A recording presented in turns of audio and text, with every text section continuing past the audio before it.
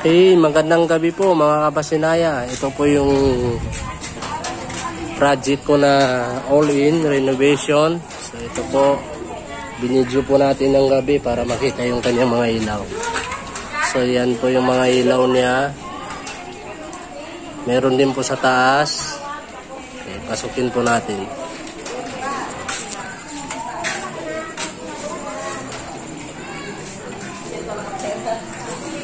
So ito yung kanyang loob ng front extension.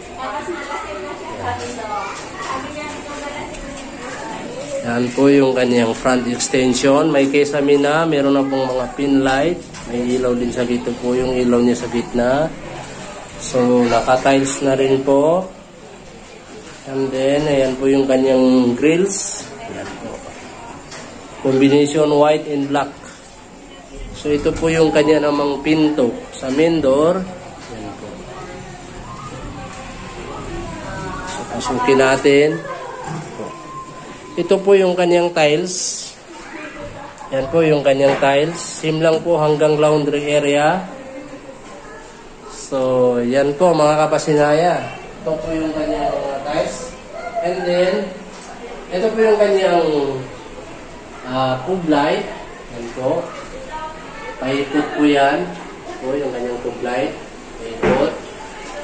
Tapos ito naman po yung kanyang ilaw sa gitna. And then meron na rin po siyang pin light. Lahat po ng kanto may pin light. So ito naman po yung kanyang dining. Ilaw sa gitna. So may dining. So meron din siyang ilaw dito na pin light. Yan. Kalahati po na pin light yan. And then, meron din siyang ilaw na pin light. Ito po yung ilaw na pin light. Tapos, nilagyan po yung dating bintana dito na jealousy, tinanggal po. Nilagyan ko ng bar. Bar type lang. Lagayan ng alak. Tapos, lagayan ng baso. Yan po, nilagyan po natin yan. Tapusin nyo na lang po itong video na to para meron kayong mga idea, mga kakasinaya. Okay, dito po tayo sa laundry. So, iunahin natin dito. Itong laundry, nilagyan ko siya ng sampayan, dalawa. Tapos, meron din kesa dito, may pin light din. And then, pagdating sa tiles, yung tiles niya ay nakadrop. Para pag maglaba, hindi na po papasok yung ano dito, yung tubig. Ayan po, nakadrop po yan. So, ayan po. So, ito naman yung kanyang cabinet. Ito po yung cabinet sa ilalim. Puro pinto lang po ito siya. Sa ilalim. Ito po yung cabinet niya sa ilalim. And then, ito po yung kanyang cabinet naman sa taas. Ayan po. Yung cabinet niya sa taas. Tapos, meron siyang exhaust fan. Meron din pin light dyan. Papad dyan. Meron din siyang ilaw dito sa gitna. Tapos ito naman po yung kanyang lababo. Black and gold type trim. Ito po yung kanyang lababo. Ito po, nagana po yan. Ito po yung dito niya sa may laundry, sa may likod. Ito po yung Kasinaya North Prime. Ito naman po yung kanyang lutuan. Ito. So, akitin po natin. So, ngayon, nung dumating pa lang po mga kapasinaya sa appliances ng mayari, yung sofa pa lang po. Yung kanyang sofa. Ito po yung kanyang sofa.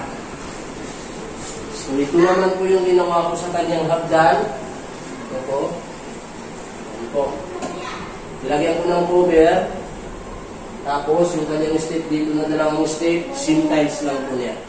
Naka-tiles po yan. Ito po yung tiles ng step niya. And then, ito naman po sa step na niya na pataas na varnish po. May varnish po siya. Ito po. Ito tayo. And then, ito naman po yung kanyang sino ba? Ito naman po yung kanyang ilaw sa hagdan. Yan po.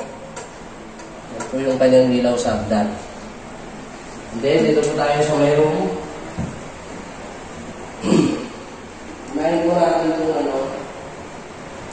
taas. Bali itong kanyang room, ito po yung kanyang pinto. yung kanyang pinto. Yan po yung kanyang pinto. So ito po ay binili ng mayari. Si mayari na po ang bumili nitong pinto. Kasi maganda. So yun po. Ito po ay buhos. Buhos po itong bahay. Kaya nakatiles po ito. Ito po nakatiles na po siya. Sim lang sa baba. So nakakisami na rin. Meron din siyang pin light. 4 po na pin light yan. 4 na pin light. Meron siyang ilaw sa gitna. Yan po. Kung mapansin nyo, lahat po ito, taas baba, meron siyang lining, paikot. Yan po yung napakahirap gawin, pero kinaya pa rin. So ito naman po yung pinto ng kanilang room. Ito ng kanilang room. So ito mapapansin yung ilaw nito, in-install ko lang ito. Ito po yung ilaw naman, dito sa may landing area. Yan po. Dito po. Naka-sliding na rin ito. Pina-sliding ng mayari. So, ito po yung kanyang aircon. So, gumagana na po yung aircon. So, ito naman po yung kanyang pin light. 4 po yan. Yan, meron din doon. 4 po yan. Meron din siyang ilaw dito sa gitna. Kaya po natin ginawa ito ay reserva ito. Pag halimbawa ito ay napundi, pag napundi po yan, hindi nakagana, meron pa po tayong isa. Yan, 4 na yan. Meron tayong reserva. So yan, ito po yung master bedroom. Medyo malaki na rin. So ayun po. Nakakayos na rin po ito. Ayun po. So ayun po mga kapasinaya. Kami po ay Team Castle Construction Services. Sa mga gusto pong magpagawa, kung mag-PM naman po kayo, okay lang po, mag-PM na lang po kayo. Pero mas maganda po talaga na actual na kung interesado kayo magpagawa sa aming team, mag-usap tayo sa unit para mas malinaw, alam niyo kung ano-ano yung kasama sa akin. Kasi kapag sinabi pong all-in, huwag niyo pong expect na all-in is lahat ng gusto niyo is yun na yun. Lahat ng gusto niyo is masunod. Hindi po, meron tayong standard.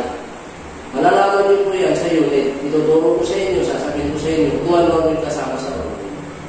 Yun po. Kasi pag sa mga text lang po, sa totoo lang, mahirap magpaliwanag lalo na yung iba. Panay tanong sa akin ng panay tanong, hindi naman po nag-aaral kasi siyempre kaya nga mag-PM para magtanong. Pero pangit naman yung magtatanong ka ng magtatanong, tapos ang bandang huli sa iba ka naman magpagawa. Napakahirap din po mag-explain. Yun ang totoo. So mga kapasinaya, Castle Construction Services po. I-like nyo lang po at i-share yung ating project para makita pa ng iba. At isusubscribe nyo na rin po. At saka maraming salamat po sa tiwala sa amin. Lalo na kay Sir Raymond Sanchez. Siya po ang mayari nito. Si Sir Raymond Sanchez. Talaga pong sulit. Hindi pa finish yung bahay, hindi pa nasimulan yung bahay, hindi pa po namin nasimulan yung bahay. Binayaran na nila ng cash talaga. Kung ano yung pinag-usapan namin na kontrata, talagang pinulpaid na niya. So para wala rin naman siyang problema. Kaya yun, ito na yung sukli sa paghihirap niya ng bahay niya. Kaya ito, tuwang-tuwa naman siya. So maraming salamat, Sir. Maraming salamat din sa team ko. Maraming salamat dahil hindi natin pinapabayaan yung mga customer natin. Ayun lang po, maraming